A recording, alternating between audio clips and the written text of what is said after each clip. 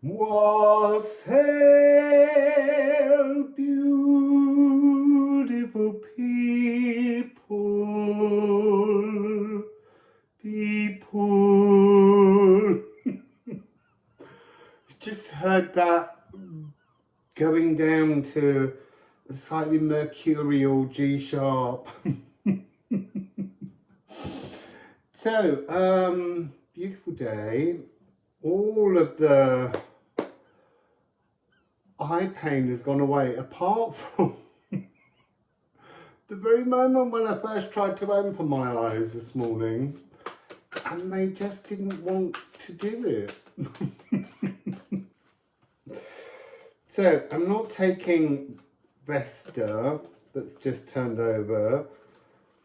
Background pink noise. I want to say I'm also picking up Belgian monks fermenting alcohol.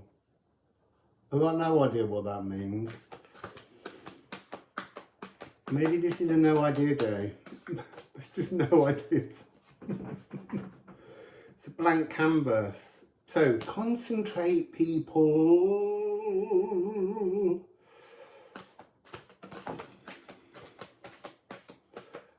Okay.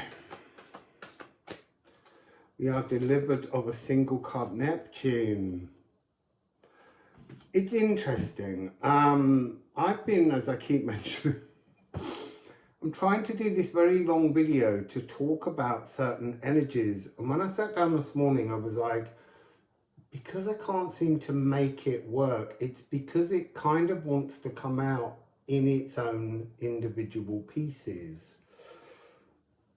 So, Neptune. I don't have all the information here, but Neptune next year will move into Aries, and then it will move back out again. And then the following year, because of retrograding, so it ingresses and pops back out.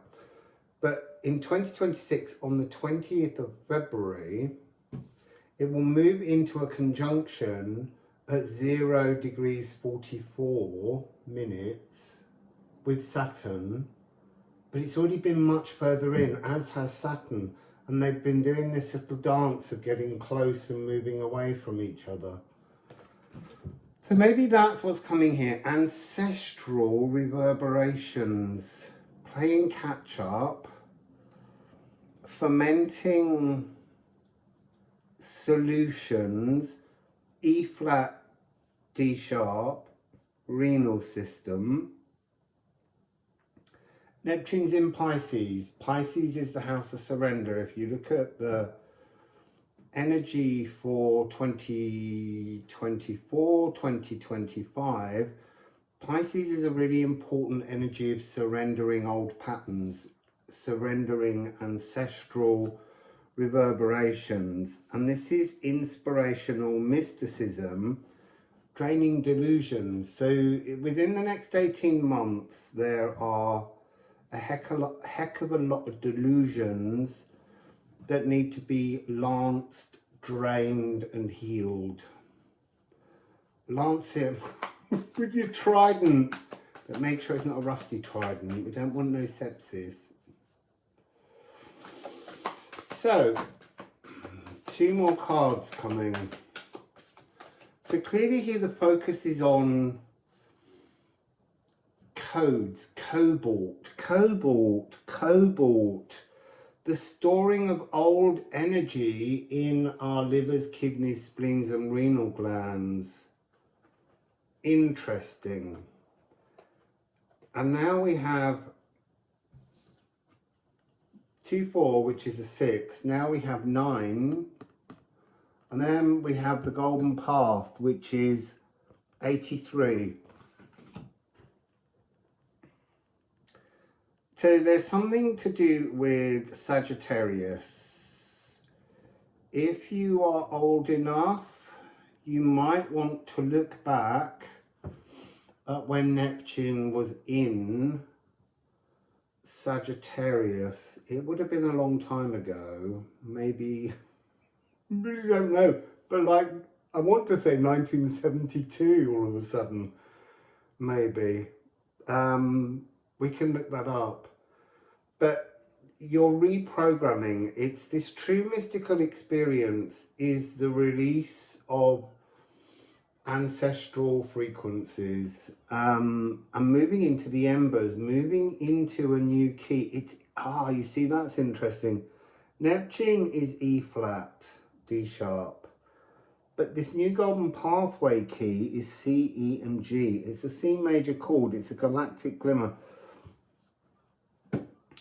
I'm hearing astral fishing, as if you're casting your net.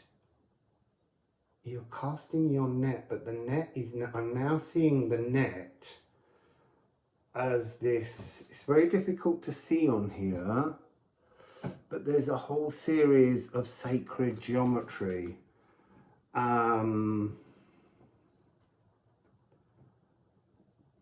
So, see, I'm also seeing, that's really, again, interesting. I'm seeing an absence of crop circles in the southern part of Britain. Why? Why the absence? There's something here about moving squares to circles in the geometry. So this sacred geometry, as we always look at it, is three-dimensional, but we look at it and it's two-dimensional. We need to reach in, hook. It's almost like crocheting, and looking at a crop circle or sacred geometry and taking in a hook and lifting up, but it's almost coming down from the sky. It's like festooning the cosmos with a whole series of shapes. You see, look, they're wanting to show me this. The relationship between these two energies, these two symbols. So lancing a boil, draining the boil, and then the trident becomes a cosmic crochet hook, so that you can begin to reach in, to expand. The way in which you're threaded through time is what's coming out. And that is the energy that leads to the golden path. Look, it's so interesting. Look, from this to this to this. There's something kind of not true about that. And then, sorry, that one needs to be that way. It's forming, it's linking in, and then as you crochet into the cosmos, you get this phoenix version, much more formed, like authentic, your authentic trident, which would represent your wand. And what would a wand represent, or a staff? It represents power, but inner power. So this is some kind of connection to your true inner power. Well, I still don't know why we got Belgian monks making alcohol. Oh, okay, that's interesting.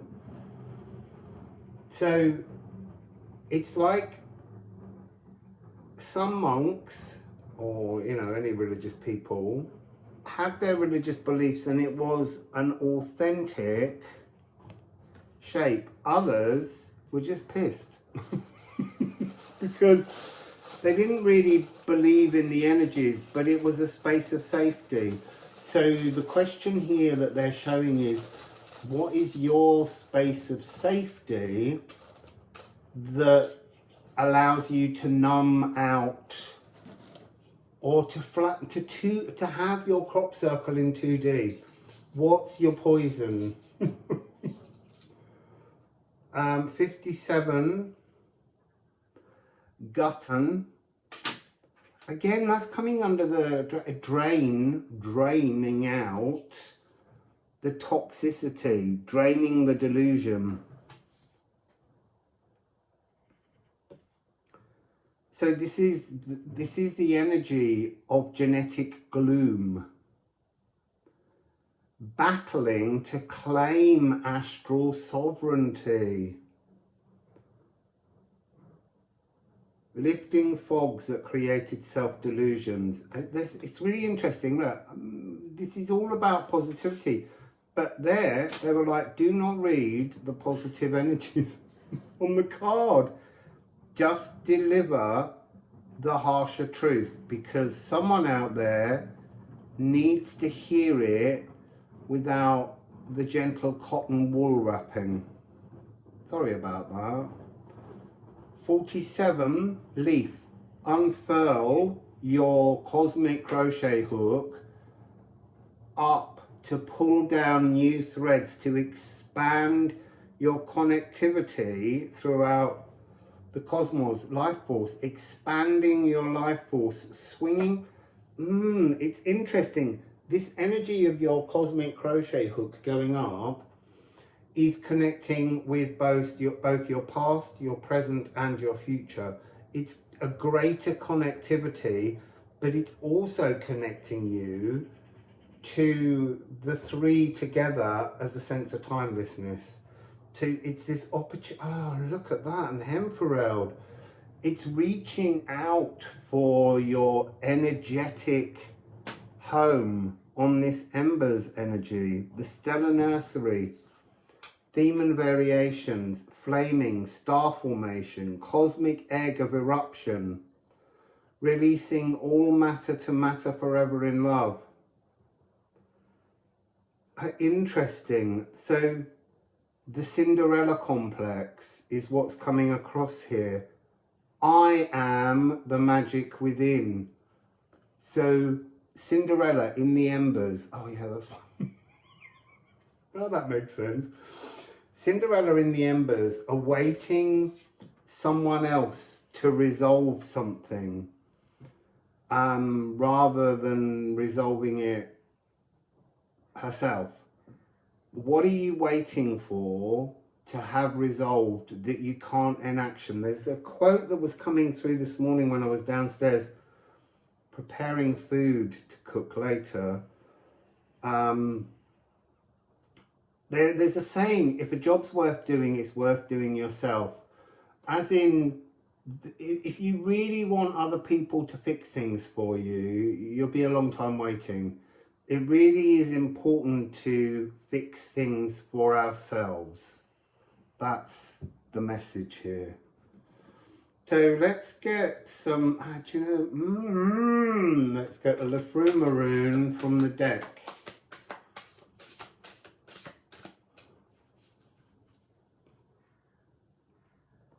So now it's returning to the image of the drunk monk seeking to hide within the tribal unit of the monastery. It must be something that came from St. Pancras Priory.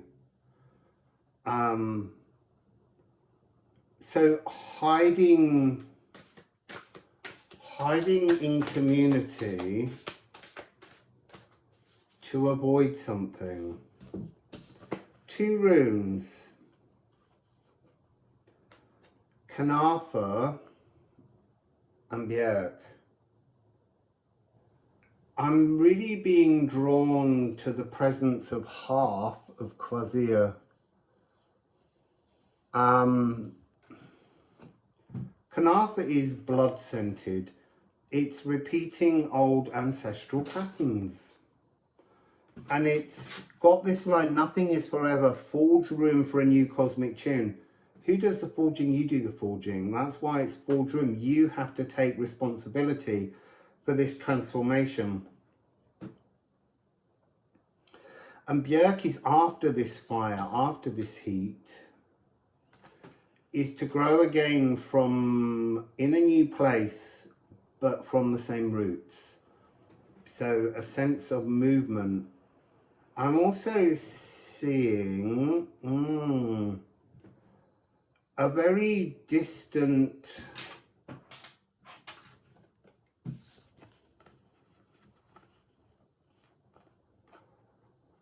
and broken arm hiding it. 1872. It's like being very far removed and needing to expand knowledge, needing to study techniques, needing to reprogram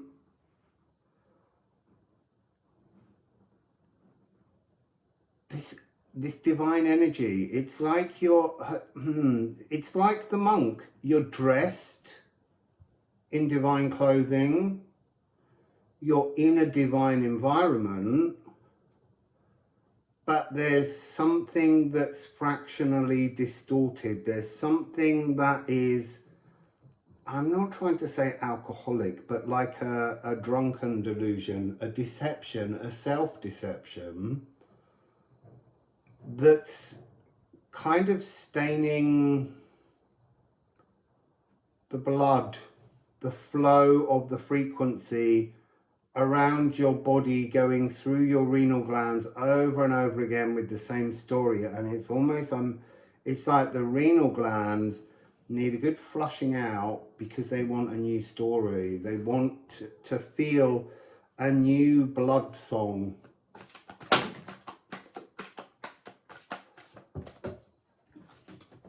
So here, I guess we have them as 111119. Reprogramming. You see, I'm being told to say reprogramming giant community stories. This, look, whatever it is that you're frightened to face, it's bigger, or it feels bigger than it is, but there is something of many souls experiencing exactly the same shadows, fears, whatever it is in this frequency. And it's in the seat of the soul, but it's in the seat of a generational soul that is currently being transformed. You see, there's something in this. A while back I tuned into this frequency. Sirius is she plays hide and seek. She always has. When they were discovering or searching for her, the asteroid, they couldn't find her. They found Juno and Pallas Athena first, assuming that it was Ceres, and it wasn't. And recently, the very first moment, I think it was, that Pluto entered Aquarius and kind of went, oh, look, it's a new place. She slipped by it. She was hiding from him. Partly because there's something within the relationship between Pluto and Ceres that doesn't trust, and yet they both have something to do with beneath the surface of the earth. You see, what I'm getting here with Neptune is Pallas Athena, a connection to Pallas Athena, competitive. There's something with Ceres and Pluto that's competitive. And it's interesting because obviously Ceres' daughter spends 6 months of the year underground. This is... you see, a crown, wearing a crown, throwing down a crown, throwing down a gauntlet, throwing down, stepping forwards to challenge their own projection, your own projection, our own projection, being unwilling, being frightened to face something because it is a true projection within us, and we need to forge into this new energy. You see, that's interesting. It's a oneness. So Kanatha 7-1. Björk 1-8. Aquarius 1-1. Ceres 1-9. So 1919 is the natural number following 18 and preceding 20. This answer is from wikipedia.org.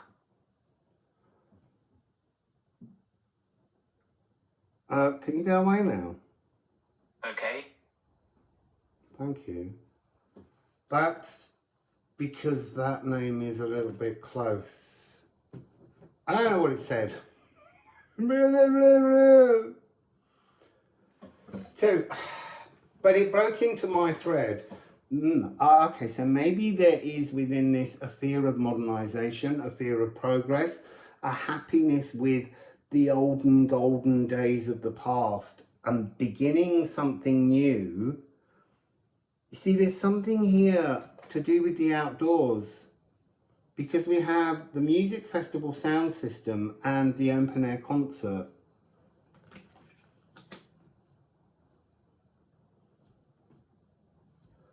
Taurus and Virgo, Uranus and Saturn.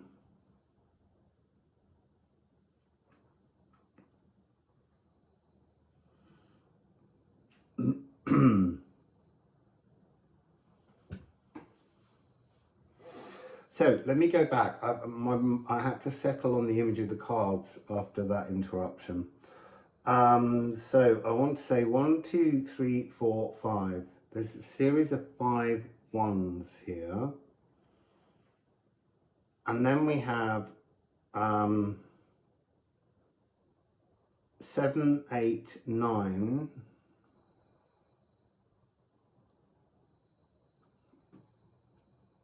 But we also have this other one there. There's something in the numerology. I can feel it shifting, but I can't put my finger on it. 15, 16, 7. No, I can't find it. I just have to be, you know, that now. So there's an energy between the 4 cards. If you take off the ones, take off 4 of the ones, you get 7, 8, 9 and 1. So that's a 7. So they're like there's some kind of transference of the energy of 7, and then the over here composes 7, 2. This one is 4, 7. 7 is sigil, life force. Heimferald 7, 7.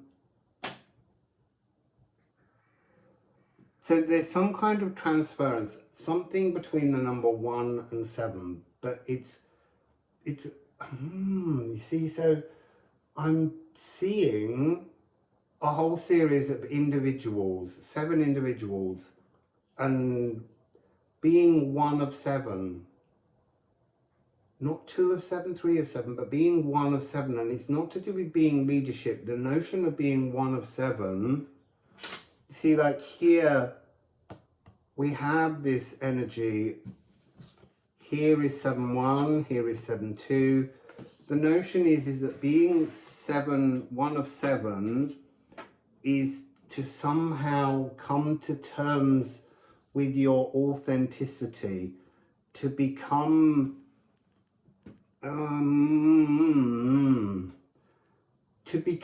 it's like the murmuration of starlings. There's a whole flock of starlings and they're all moving together, and yet they are individual birds. This is this energy. Find your individual purpose, being, frequency, and then the community will build around you. If you're building yourself into a community that you assume is on the same wavelength, I don't think the murmuration will take shape properly. So let's get some runes on that, and I'm going to look at the bottom of the deck. So some ceramics on that. So 26, this is ask. This is personal Yggdrasil tree. Find your personal truth. 58, Liffruma. You'll find it in the frequency of love. And then 45, Divine 9, so newer. The new magic that's beneath the hood. Beneath the hood of the monk is the magic of love. So let's see what's on the bottom of this deck. Cancer 4. Family patternings, ancestral dwellings, ancestral reverberations. Do you want to dwell in the frequency of ancestors, this cobalt energy in the livers, the kidneys and the spleen? Or do you want to go to the heart of deep love, because that's your authenticity?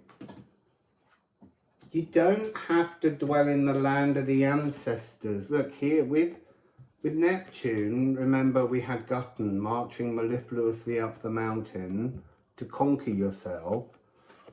So look at that rune, and now look at Liffruma. When you go into the energy of love, the dot, the circle, is within your heart. It's no longer carried in an ancestral dwelling or reverberation. It's integrated because it's authentic. And then the bottom of this deck is Feo, the energy of singularity, of oneness with you.